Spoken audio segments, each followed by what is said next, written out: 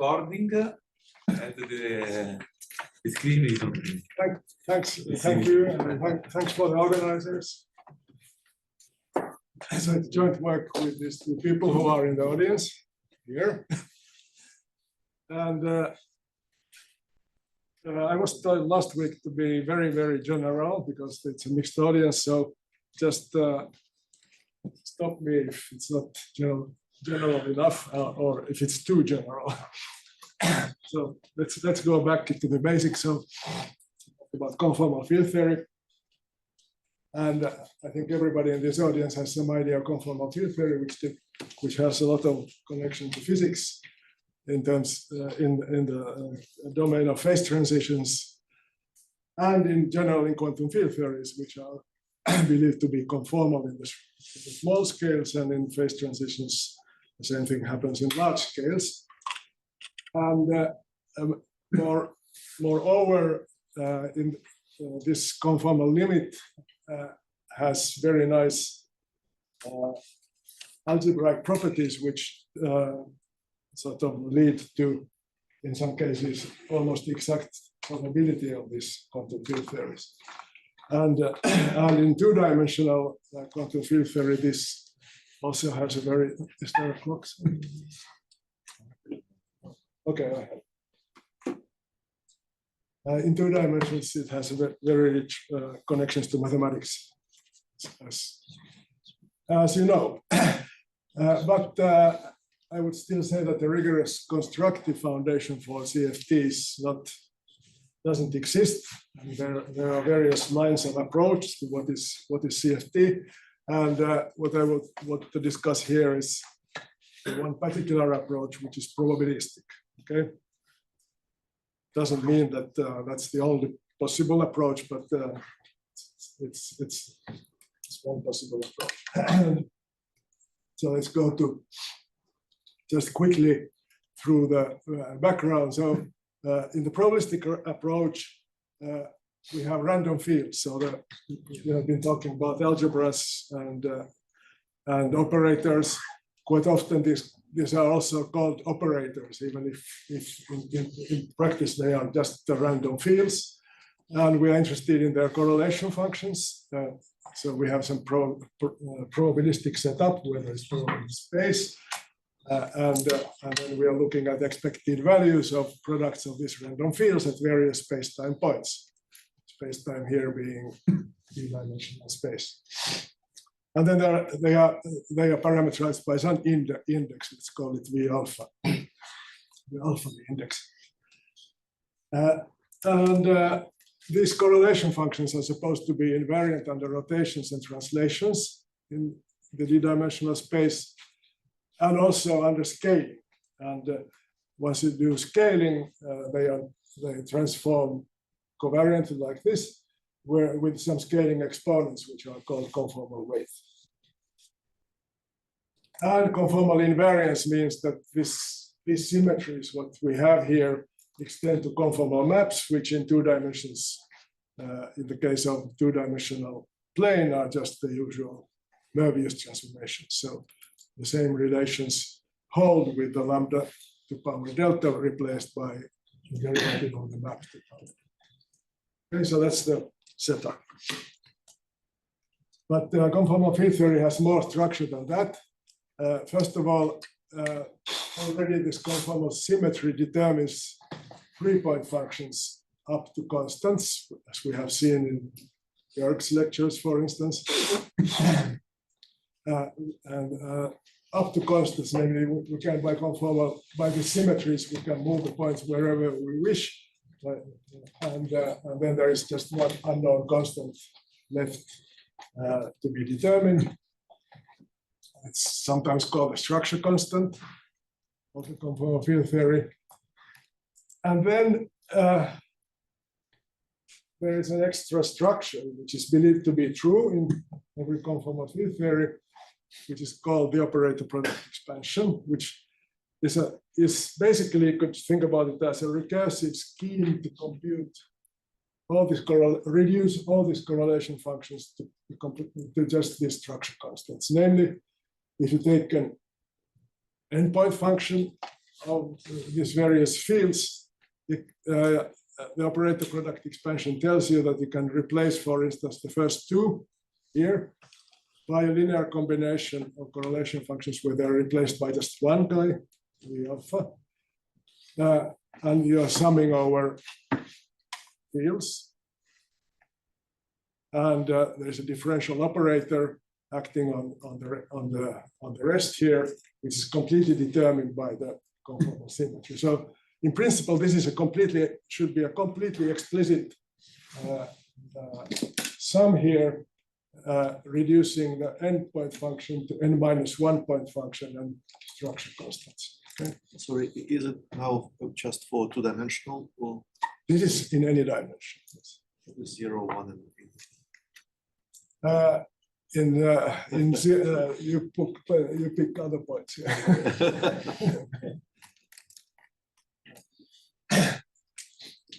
Okay, so that's the structure. We are only going to discuss here two dimensions, but of course the OPE is much more general.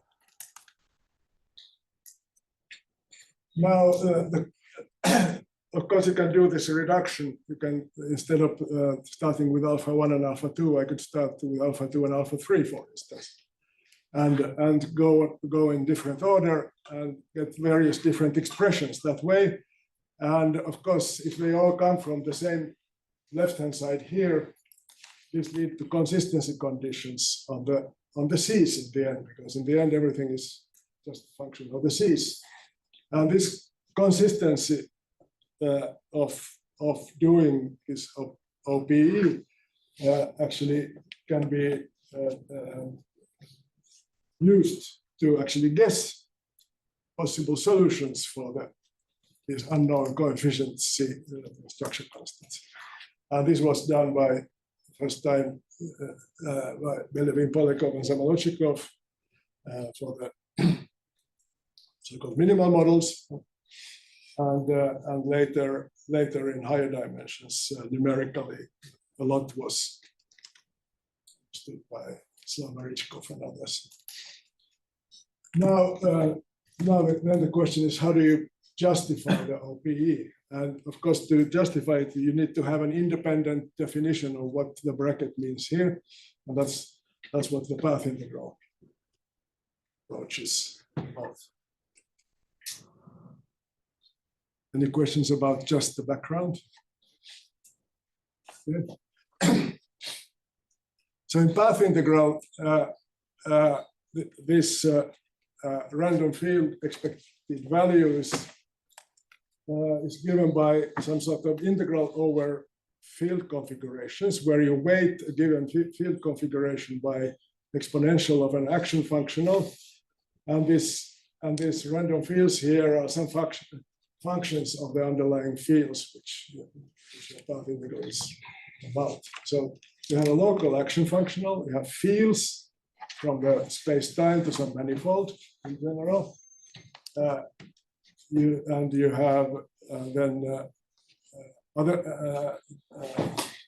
sort of observables, as they are sometimes called, which depend on those fields, and the correlation function is given by such a path integral. And the question that now, once you write something like that formally down, is, there are various questions. How do you find possible candidates what to put here in the action?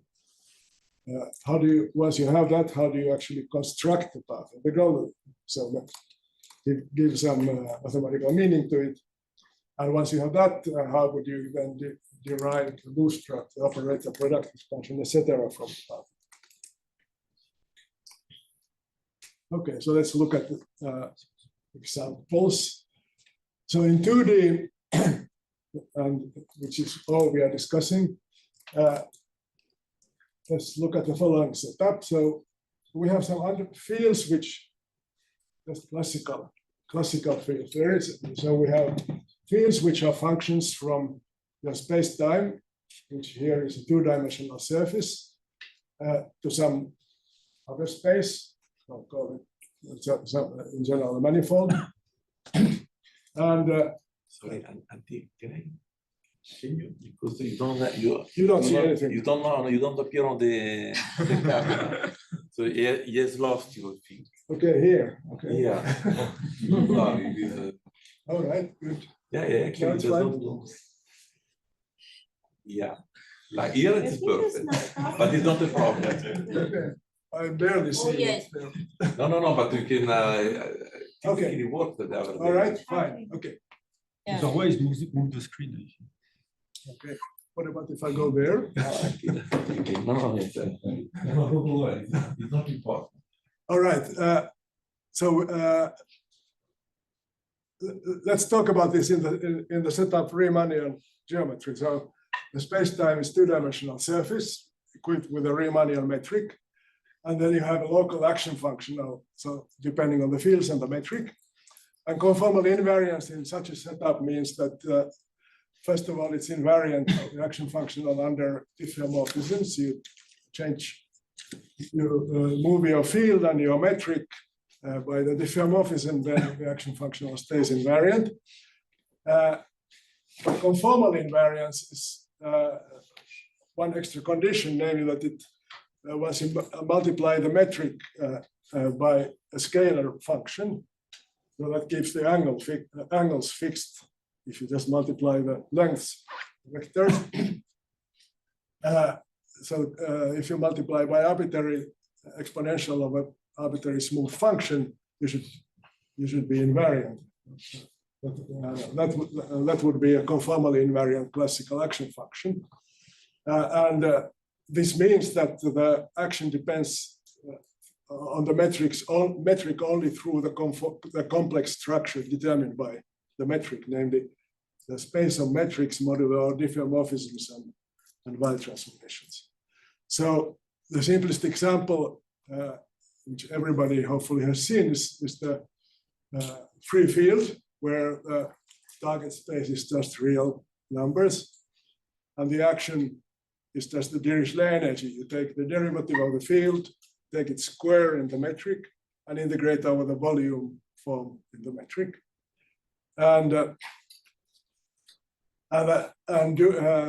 This action function, now once you write it down in complex coordinates on the surface, you will see that it will just be has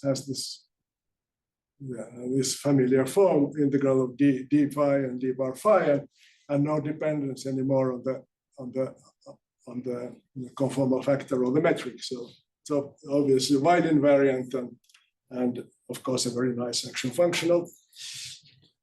There is a variation of that which is less known, less well known. It's called the nonlinear sigma model in physics,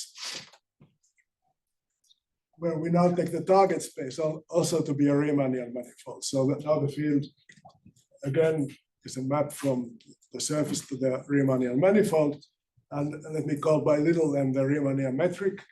You take exactly the same action functional. You take the absolute value of the derivative squared, integrated over the volume, but now the derivative, of course, of the field is a cotangent vector on the manifold, but it's also a tangent vector on the target space. So there's, of course, an inherited metric there, and you take the square of that. If you write this in terms of local coordinates, so you take the complex coordinate on the surface and the coordinates real numbers phi I on the manifold, then it looks something like that. You have again d of phi, d bar of phi, but now that you have more components depending on the dimension of your manifold. So if it's n-dimensional, the sum over I and j runs from 1 to n, and you have some nonlinear, in general, nonlinear functions of the phi. Okay, so you have something which, again, is obviously wide invariant, but now, for instance, if you look for extrema of this action functional, it's not anymore just Laplace equation like in the free field, but it's more complicated nonlinear partial differential equation. Let's call the nonlinear sigma model. And Liouville theorem, the theorem which Remy is, of course, explaining in his course right? Yes. But you didn't yet explain it. So you could try to put here some function just of the field and not its derivatives. That obviously is not while invariant because the metric changes, the volume changes once you multiply the metric by a function. However, you can sort of, in the case you take the v of phi exponential function, by just making a little change and adding a linear function of the phi to that, you get almost while invariant object, namely, you put there a term, let's put here e to the 2b phi, like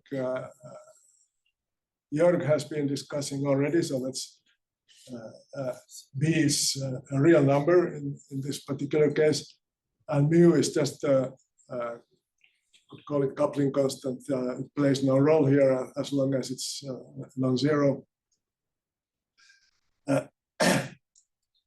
But you add a linear term and multiply it by the scalar curvature of the Riemannian metric, and this is covariant under Y transformations if you choose the parameter here depending on the b, namely 1 over b. It's covariant, namely if you multiply the metric, you get back something which is where the phi is shifted by this function, and then the action is shifted by a constant. So the Liouville is a nice semi-while invariant thing.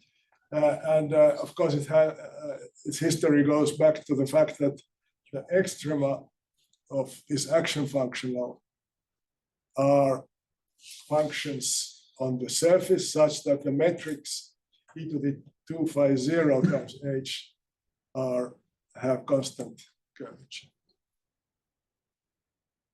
And, I think I have here b is missing e to the 2b phi 0 h are of constant curvature. Okay, so those are the cases.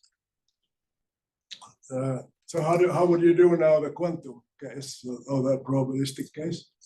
So how would you define the path in the graph? This kind of path in the graph.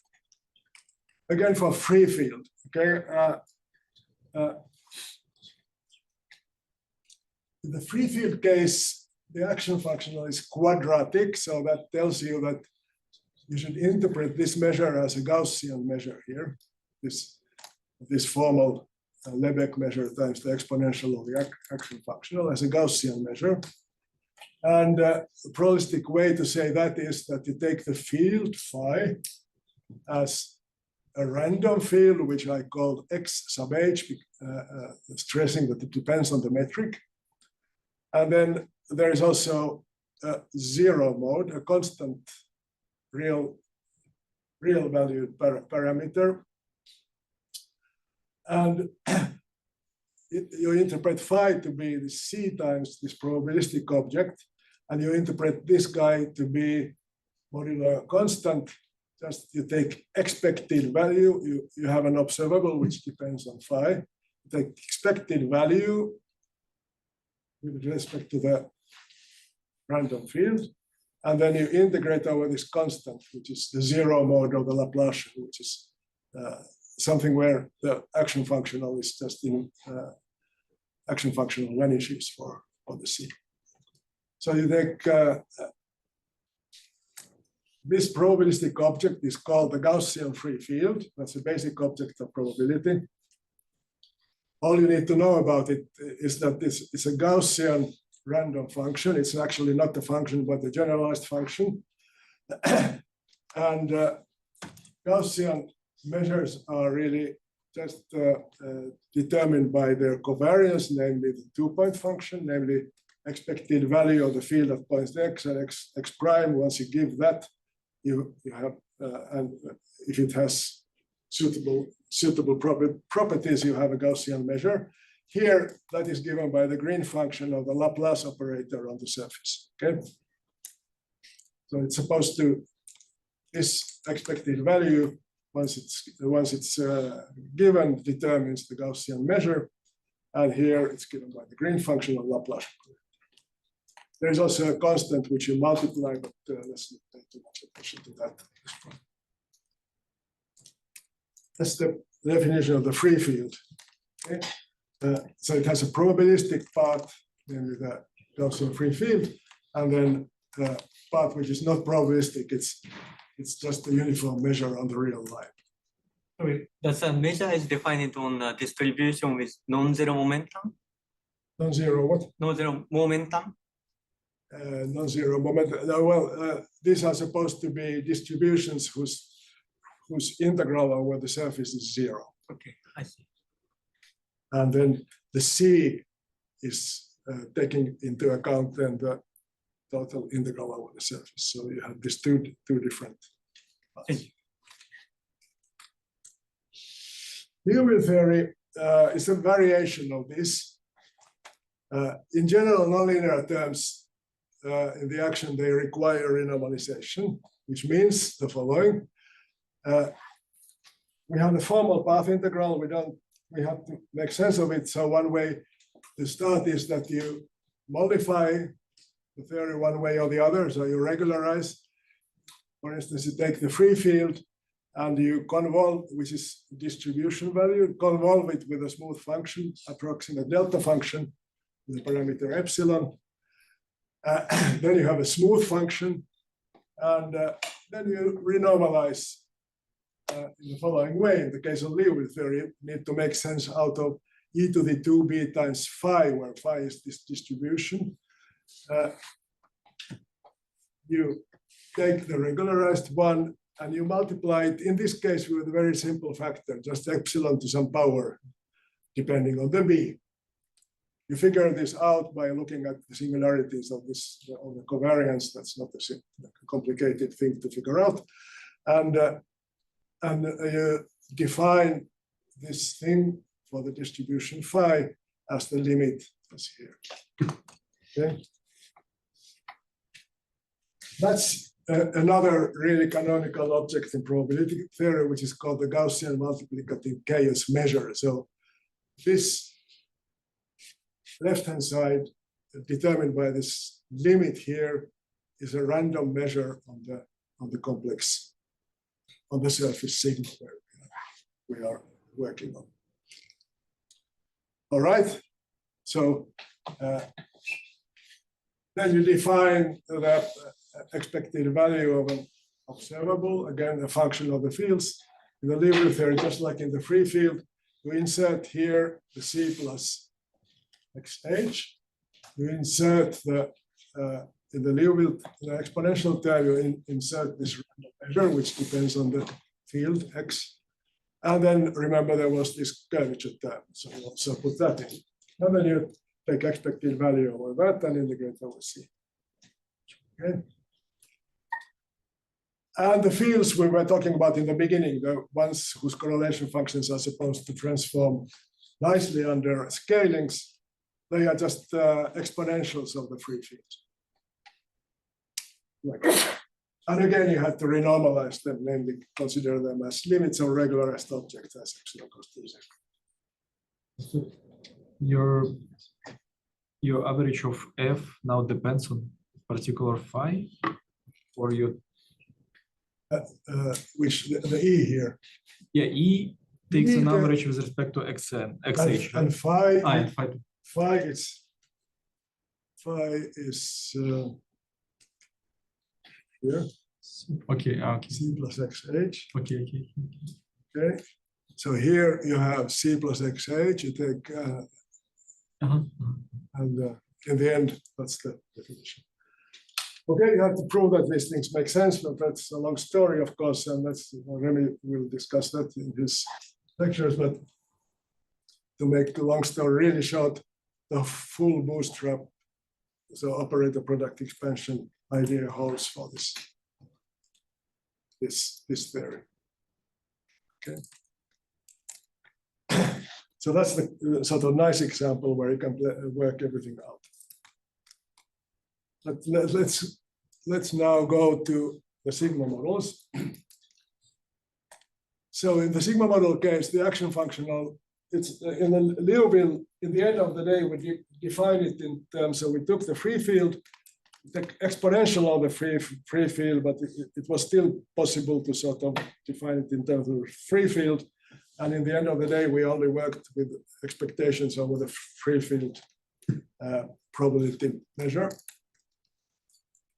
In the sigma model case, the action function is certainly not in any obvious sense a nice perturbation of the Gaussian free field. And you should try to do again the same thing. You should modify the field.